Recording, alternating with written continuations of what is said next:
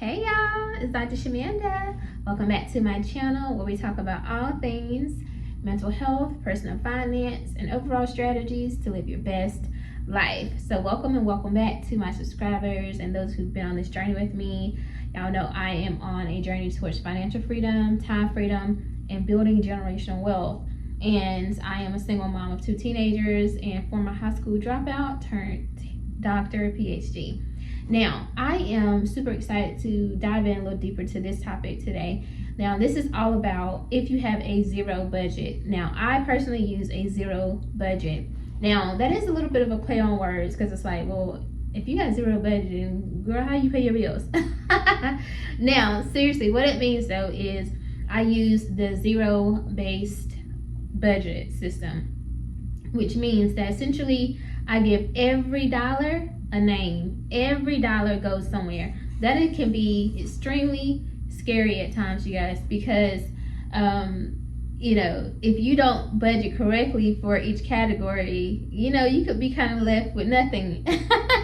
But honestly, it makes me feel good because I know that every dollar is working. It is doing something, whether that's paying a bill, feeding me and my children, it's invested, it's saved for emergency fund or freedom fund, or whatever it's meant to do, right? And so that feels good because I know I earned that money, I worked for it, and it's doing what it needs to do, and I'm not just splurging on it or spending it carelessly. Okay, so here are a few tips that you can use if you are using a zero-based budget or a zero budget.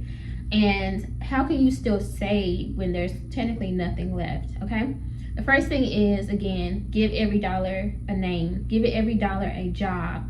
It should be going somewhere. Now, you guys already know I have my handy dandy budget book. If you follow me, you already know about this. This is what I use. And this one's fairly, I haven't used this one yet. It doesn't start until, I wanted to show you guys what it looks like on the inside. Now you can find this on Amazon. I found this on Amazon. I don't have an affiliate link or anything like this, but I track my spending. That is a daily tracker right there. They also have the one on the other page for the monthly breakdown. So every month, before the month even starts, like it's August right now, I've already done my budget for September. So I'm already ready. But I put my electricity bill, my phone bill, if I have a phone bill for that month, because I use Mint Mobile. There should be a link in the description, so if you want to use that for referral. But I use that, right? I track that. My savings goal for that month, my, food budget, gas, hair, if I want to get my hair blown out or whatever that month. Anything that I need to pay, I track it. It's on that budget. So I find out how much that expense is going to be for the month. So I check my utility bills, my electricity bill, and I add that on there as the month goes. So by the time September rolls around, the next month, whatever, I already know how much I'm supposed to spend. Then after that, I go in, I double check it after I've got my paycheck and I have the exact numbers, and I see how much I have left. Whatever I have left, if I haven't already budgeted for saving, then I use that and I move it over to my savings category. All right. Now that leads me to my second one, and that's to automate savings first if you can. Now I know that again, we are living in a high cost of living economy right now, and things are tight. Personally, right now, if I can be real, I'm not even saving anything right now. Not for this month, I didn't save anything. But I'm paying off debt. I'm paying off over almost $4,000 worth of toward my car loan this month. So you see, so my priority for this month is saving. However, I am investing. So at least bare minimum, make sure that you're contributing to your workplace 401k and getting that match. So for me, I feel okay with that because at least I know I'm putting something toward my future, even though I can't save anything in my freedom fund. I'm also paying off debt, so that makes me feel good. But for you and anyone else who's not doing that right now, maybe you're not paying off debt or whatever, at least try to automate $5-10 towards savings.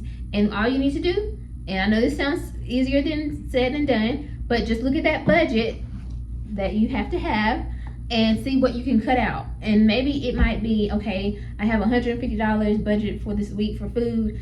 I'm only going to spend $140, and I'm just going to have to figure out how to manage that, and I'm gonna put 10 of that in my savings account. So whatever you need to do, but at least it's down to the zero budget and you save something. Okay. Now the other thing is you can slash invisible spending. So that's like things like subscriptions or memberships or things that you really don't necessarily need. They're not a necessity. They're not essential. So that can help you as well when it comes to saving when you are down to the last penny. You don't have anything else, but you can figure out something that you don't really absolutely need and slash that off of your spending or your budget. Okay. Now the other thing I want to say is, or this is the one that I have used, and this really helps, and this is the cheat code. Let's say you spent, like, all of your money is budgeted. You're paying off debt, you got that budgeted, you're set to pay off your credit card balance, you are set and you're investing, and you just have budgeted everything: food, gas, electricity, your phone bill, everything is budgeted, and you have nothing left to save. You literally use the $0 budget, and every dollar is given a name, every dollar is there, and there's nothing left. That's where, and you guys know I do not subscribe to the hustle culture, but this is where the side hustle comes in. Because what you want to do, and this is the cheat code, it's just what it is. What you want to do is you want to zero out your work budget, your 9 to 5, your main job, right? Zero that out. Use that towards your main expenses, your food, your gas, everything like that, right? Paying off debt, whatever. Now your side hustle is what you're going to use to save, to build up that freedom fund, that emergency fund. So for a lot of people, if you follow Dave Ramsey, he's going to tell you that you need to reach $1,000 as soon as possible. So maybe that's your first benchmark. That's your first goal. Like, because again, you're paying off debt, you're already investing to the match and all that. But now let's say you want to set your first milestone for saving to be $1,000. Now let's find you a side hustle, something that's easy, doesn't require a lot of effort or time. Maybe it's just you're sacrificing your weekends every other weekend, whatever you need to do, and you're gonna focus on reaching that $1,000. Again, your main budget is already zeroed out. This is how you accomplish saving when there's technically nothing left. You have nothing left in that main budget, but now you need to find a side hustle or another stream of income where you can save all of that money. And that's the key. You have to save all of that. Now, if it's something that's like a 1099, make sure you put money aside for taxes. Take that out automatically. Put that in another account to save for, tax time. But everything else, every other dollar that's left, it goes to your savings account.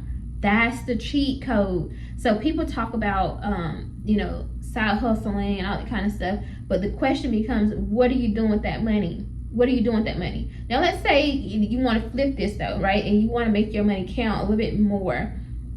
Well, first of all, I would definitely highly recommend funding that freedom fund, that savings account or emergency fund, getting it to a number that feels comfortable for you. Comment below, what is your freedom number? Like, what is the number that you feel comfortable with in terms of like an emergency fund? Not necessarily your freedom fund that can take you off of your job, but more so your emergency fund where you know that, like, okay, I would feel a little bit lighter knowing that I have this amount saved in case something happens with my job or something, I get sick or something and I can't work.